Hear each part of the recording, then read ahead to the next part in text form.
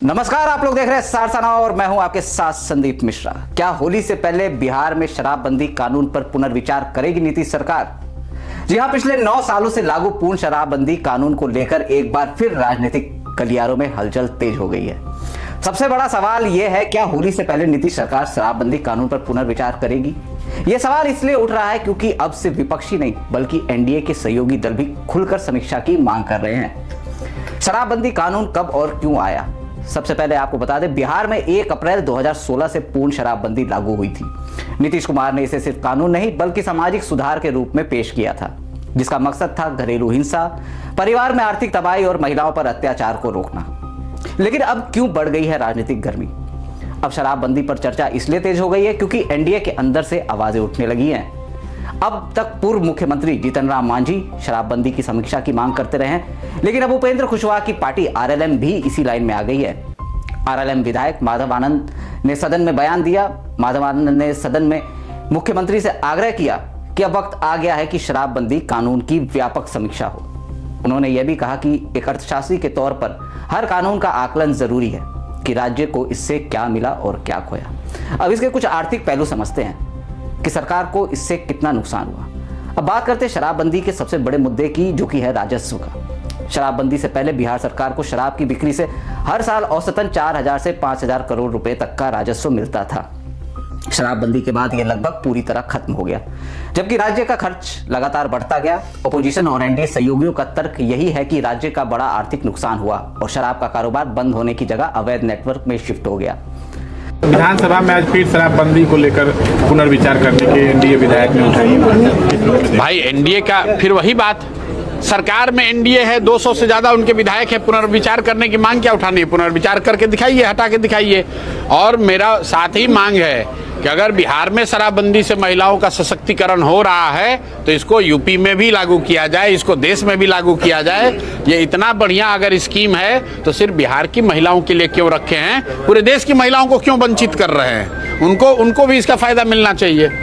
NDA की सरकार बिहार में भी है और एनडीए की सरकार दिल्ली में भी है। तो अगर एनडीए की सरकार के बिहार के शराबबंदी के स्कीम से लोगों का, समाज का, महिलाओं का फायदा हो रहा है तो मोदी जी को देश भर में इसको लागू कर देना चाहिए ताकि देश भर की महिलाओं को फायदा हो। तस्करी और अवैध शराब असली चुनौती बनी। शराबबंदी के बाद बिहार की सीमाओं से नेपाल, उत्तर प्रदेश, झारखंड और पश्चिम बंगाल के रास्ते अवैध शराब की तस्करी एक बड़ी चुनौती बन गई। यहाँ सबसे गंभीर बात यह है कि कई जगहों पर शराब का नेटवर्क सिर्फ तस्करी तक सीमित नहीं रहा, बल्कि लोकल गैंग, अवैध भट्टी और जहरीली शराब की समस्या भी बढ़ी। सरकार का पक्ष, कानून सख्त है, कार्रवाई हो रही है। अब सरकार क्या कह रही है? विधान परिषद में ग्रामीण कार्य मंत्री अशोक चौधरी ने शराबबंदी से जुड़े आकलन पेश किए। आंकड़ों में उन्होंने बताया कि 2016 से अब तक 10 लाख केस दर्ज हो चुके हैं, लगभग 16 लाख गिरफ्तारियां हुई है, 4 करोड़ लीटर से ज्यादा शराब जब्त की गई है, जबकि 1.6 लाख वाहन जब्त किए गए हैं। सरकार का दावा यह है कि यह कानून कमजोर नहीं हुआ बल्कि सख्ती से लागू किया गया है। मंत्री ने यह भी कहा कि सरकार शराब और ड्रग्स के खिलाफ पुलिस के साथ मिलकर अभियान जारी रखेगी। अब इसका समाज पर क्या असर पड़ा है, जिससे फायदा भी हुआ है, खतरा भी है? शराबबंदी को लेकर एक बड़ा पक्ष सामाजिक लाभ का है। शुरुआती वर्षों में कई रिपोर्ट्स और आकलनों में यह दावा किया गया कि घरेलू हिंसा और महिला उत्पीड़न जैसे मामलों में 12 से 18% तक गिरावट देखने को मिली। इसी वजह से शराबबंदी को नीतीश कुमार का महिला वोट बैंक वाला मास्टर स्ट्रोक भी माना जाता है। लेकिन दूसरी तरफ शराबबंदी के बाद जहरीली शराब से मौतों की घटनाएं भी सामने आई। छपरा जैसी घटनाओं ने कानून के क्रियान्वयन पर गंभीर सवाल खड़े किए। सर, बंद करने वाले वही लोग हैं और समीक्षा भी वही कराएंगे। अब क्या कहा जाए इस बात को?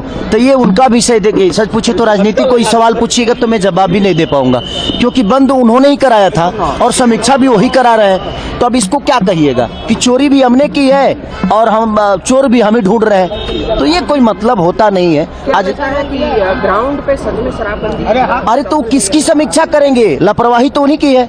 बंद उन्होंने ही करवाया था, उनके ही सरकार ने कराया था और समीक्षा भी वही करा रहे हैं। तो सही बात है भाई। अब एक तो पब्लिक को सोचना है कि भाई चोर भी वही है और चोर को पकड़वाने का भी काम। देखिए, मैं मनोज भैया का हमेशा से छोटा भाई रहा हूँ और उनका भाई रहूंगा। मुझे उनका प्यार पाने के लिए किसी पार्टी में शामिल होने की ज़रूरत नहीं है। और मैं हमेशा से एक आदर्श मेरे रहे हैं वो, और एक आदर्श के लिए किसी पार्टी में जाकर उसका सेवा करना नहीं, बल्कि मनोज भैया की ज़रूरत जहाँ पड़ेगी मैं उनके लिए हमेशा से खड़ा रहता हूँ और हमेशा एक छोटे भाई होने के नाते खड़ा रहूँगा। जहरीली शराब से मौतों के मामलों में प्रशासन और जांच एजेंसियां कार्रवाई करती रही हैं, लेकिन ऐसी घटनाएं कानून के असर और जमीन पर नियंत्रण को लेकर बहस बढ़ाती है। क्या अब नीतीश कुमार फैसला बदलेंगे? अब सबसे अहम सवाल ये है, क्या शराबबंदी हटेगी?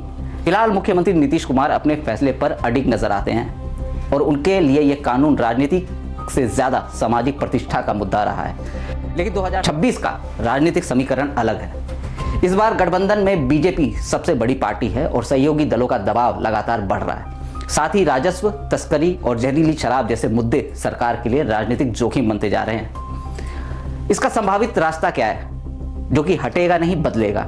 राजनीतिक विश्लेषकों की माने तो शराबबंदी कानून पूरी तरह खत्म होना फिलहाल आसान नहीं लगता, लेकिन यह संभव है कि सरकार कानून में संशोधन करे, कुछ प्रावधानों में ढील दे या फिर सजा जुर्माने के नियमों में बड़ा बदलाव लाए। यानी कंप्लीट रोल बैक से ज्यादा रिफॉर्म मॉडल की संभावना मजबूत मानी जा रही है। तो कुल मिलाकर बिहार में शराबबंदी कानून को लेकर सियासी बहस अब नई स्टेज में पहुंच चुकी है। एक तरफ सामाजिक लाभ का दावा है, तो दूसरी तरफ तस्करी, जहरीली शराब और राजस्व नुकसान की चुनौती है। अब देखना होगा कि होली से पहले सरकार कोई बड़ा संकेत देती है या फिर शराबबंदी पर सख्ती के साथ ही आगे बढ़ती है। आप इस मुद्दे पर क्या सोचते हैं? कमेंट में अपनी राय जरूर बताएं। बाकी तमाम खबरों के लिए बने रहिए हमारे साथ, देखते रहिए सासा नाव। नमस्कार।